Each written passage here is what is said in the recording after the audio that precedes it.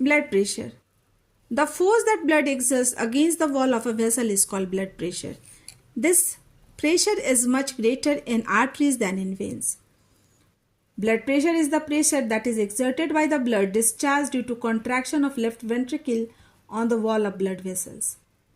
Blood pressure is maximum in arteries during ventricular contraction because they are directly attached to the left ventricles. They receive the blood first, and so the pressure is high in arteries and they gradually become low in arterioles, then capillaries, and become very low in veins.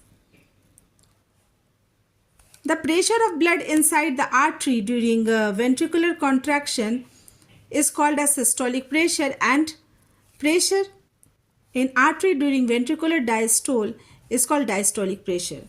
Blood pressure is measured as diastolic pressure and systolic pressure. The upper value is called as systolic pressure, which is also called as ventricular contraction, and the diastolic pressure is the ventricular relaxation.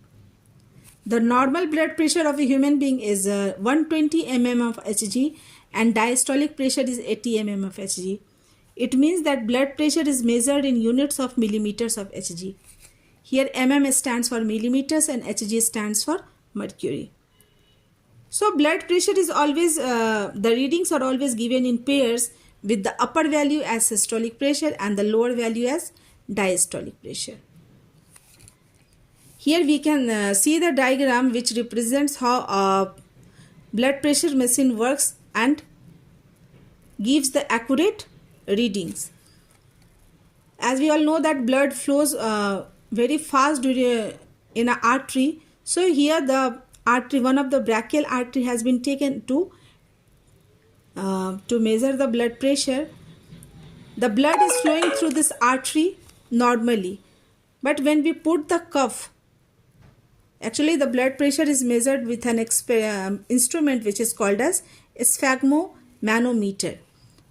Now the machine is applied here and the cuff is placed around the upper arm. Now the cuff is inflated by a hand pump. The air is inflated until no blood can flow through the brachial artery. Now we can see when the pressure is increased, the blood stopped flowing through this artery.